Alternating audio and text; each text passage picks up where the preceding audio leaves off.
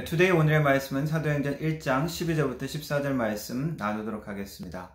제자들이 감람원이라 하는 산으로부터 예루살렘에 돌아오니 이 산은 예루살렘에서 가까워 안식일에 가기 알맞은 길이라. 들어가 그들이 유하는 다락방으로 올라가니 베드로, 요한, 야고보, 안드레와 빌립, 도마와 바돌로메, 마테오 및 알페오의 아들 야고보, 셀롯인 시몬, 야고보의 아들 유다가 다 거기 있어 여자들과 예수의 어머니 마리아와 예수의 아우들과 더불어 마음을 같이하여 오로지 기도에 힘쓰더라. 아멘. 예수님은 감람산에서 승천하신 것으로 알려져 있습니다. 감람산은 예수님에게 아주 익숙한 장소이기도 합니다. 예수님께서 마지막 십자가에 돌아가시기 전에 겟세마나의 기도를 드린 곳도 이 감람산입니다. 유대인들에게도 메시아는 감람산을 통해서 온다라고 알려져 있습니다.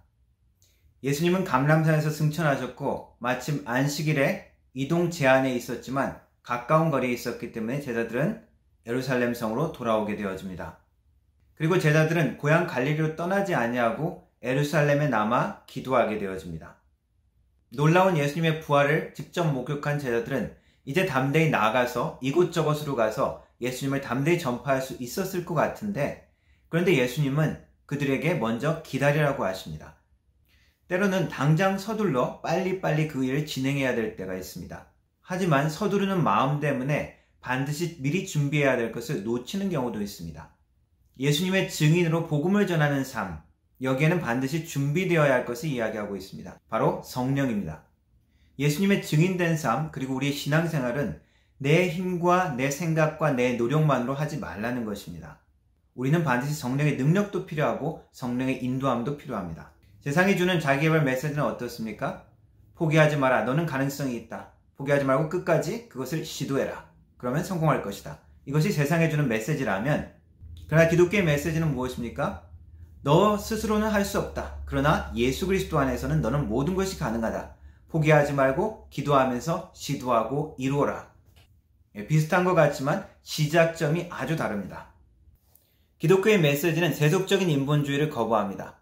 철저히 하나님 중심의 하나님께만 순종하고 인간의 무지함, 한계, 무능함을 인정하라는 것입니다. 그러나 결코 자존심을 무너뜨리거나 수치스럽게 만드는 것이 아니라 오히려 담대함을 가지고 시도할 수 있도록 격려합니다. 증인의 삶에 대한 예수님의 메시지도 동일합니다. 성령을 기다리고 성령과 함께 너희들은 모든 것을 할 수 있다라고 말씀하시는 것입니다.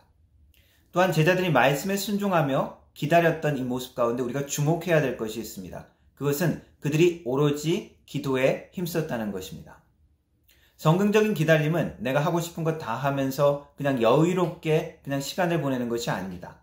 그들은 마가 요한의 다락방이라고 알려진 곳에 함께 모였고 그리고 기도에 전념했다라고 이야기합니다.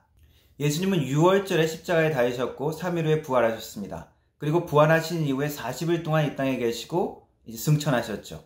그걸 계산해 본다면 제자들은 오순절까지 약 10일 정도의 기간 동안에 함께 모여서 기도에 집중했습니다. 신자들에게서 성령의 도움과 성령 충만이란 것은 선택이 아니라 필수라고 했습니다. 있으면 좋고 없어도 되는 것이 아니라 항상 반드시 우리는 성령의 인도함이 필요하다고 하는 것입니다. 차에 기름이 없으면 차는 달릴 수가 없습니다. 차에 탈 수도 있고 차에 앉을 수도 있지만 차의 본래의 기능, 그 달리는 기능을 할 수 없다는 것입니다. 전구도 전구만 있다고 밝게 할 수 없습니다. 전기가 있어야 밝게 하는 그 기능을 할 수 있습니다. 마찬가지로 우리 크리스찬들에게는 성령의 함께함이 항상 반드시 필요하다는 것입니다. 이 반드시 필요한 성령을 예수님께서 보내주신다고 약속하셨습니다. 이렇게 약속하셨다면 우리가 애써서 구태여 기도할 필요가 있을까? 아니면 그저 시간이 지나도록 여유롭게 있으면 되지 않을까? 그렇게 필수적인 성령을 구하지 않아도 주셔야 되지 않을까? 이런 생각을 할 수 있습니다. 때로는 가끔씩 하나님께서 주도적으로 구하기 전에 미리 만나주시고 성령 충만을 주실 때도 있습니다. 사도 바울의 경우 사도 바울이 예수님에 대해서 마음을 열고 준비를 전혀 안 했지만 우리 주님께서 일방적으로 사울에게 나타나서 바울로 만드시고 자신의 종으로 자신의 증인으로 삼으셨습니다. 그러나 대부분의 경우 우리가 준비되었을 때 하나님께서 성령을 우리에게 주시고 성령의 충만도 허락하십니다. 어떻게 준비가 됩니까? 기도할 때 우리의 마음이 준비되어집니다. 또한 말씀을 받을 때 순종함으로 말씀을 들을 때 성령 충만을 받기도 합니다. 백부장 고넬료의 집안은 베드로가 가서 설교하는 도중에 기도하기 전에 먼저 그들이 성령을 받았다고 기록하고 있습니다. 또한 누군가 안수를 해줄 때 그 순간을 통해서 그 기도함을 통해서 성령을 받기도 합니다. 누구의 도움 없이 그리고 계속해서 성령 충만을 받을 수 있는 방법이 기도하는 방법입니다. 기도하면서 기도의 분량이 차고 기도함으로 나의 마음과 나의 믿음이 준비되어지고 또 하나님의 때가 이르면 하나님께서 응답하신다는 것입니다. 하나님께서 우리를 향한 뜻과 계획을 알려주실 때가 있습니다. 때로는 말씀으로 어떤 확신 가운데 알려주실 때가 있습니다. 하나님의 뜻과 계획이 분명함에도 불구하고 우리가 기도할 때 비로소 그 과정을 이루실 때가 많습니다. 그리고 기도에 전념하고 기도에 헌신했다는 것은 우리 자신의 노력이나 공로나 열심이라기보다는 하나님께 드리는 우리의 진심을 나타내는 것입니다. 나의 시간을 드리고 내 열심을 들여서 기도하는 것 중요합니다. 하지만 그것보다 더 중요한 것은 우리의 진심, 나의 일부가 아니라 나의 전부가 주님 앞에 드려지고 주님이 하나님이 나의 주인이라는 것을 인정하는 그 표현이 되어야 될 것입니다. 주님은 우리에게 성령을 주시기를 원합니다. 그리고 우리가 날마다 순간순간 성령 충만하기를 원하십니다.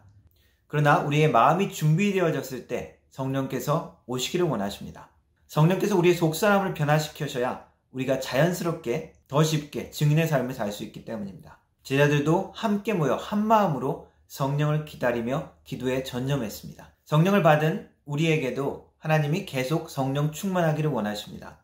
팬데믹 이후의 세상을 아무도 가보지 못한 시대라고 이야기를 합니다. 많은 것이 불안하고 새롭게 되어지는 모든 것들에 대해서 어떻게 적응하고 어떻게 대처해야 될지 국가도 고민이고 많은 기업들도 고민입니다. 분명히 새로운 환경 때문에 그것이 도전이 될 것이고 그리고 우리를 당황스럽게 만드는 새로운 것들이 많이 있을 수 있습니다. 이 모든 상황들 앞에 우리는 성령의 인도함과 성령의 능력이 필요합니다. 기도함 가운데 하나님께서 약속하신 성령이 함께하는 은혜를 체험하기를 축원합니다. 또한 성령의 능력을 통하여 우리의 삶을 통해서 나타나는 하나님의 능력이 충만하기를 축원합니다. 기도하겠습니다. 우리의 능력과 위로가 되시는 성령을 우리에게 약속하시고 허락하시니 감사합니다. 주님의 약속을 신뢰하여 우리가 기도함으로 주님의 성령의 인도함을 받게 하시고 그 성령의 인도함을 따라 우리가 주님의 증인으로 이 땅에서 승리할 수 있도록 도와주시고 주님의 증인으로 예수님의 사랑과 능력을 나타낼 수 있는 우리의 삶 될 수 있도록 주님 도와 주옵소서. 예수님의 이름으로 기도합니다. 아멘.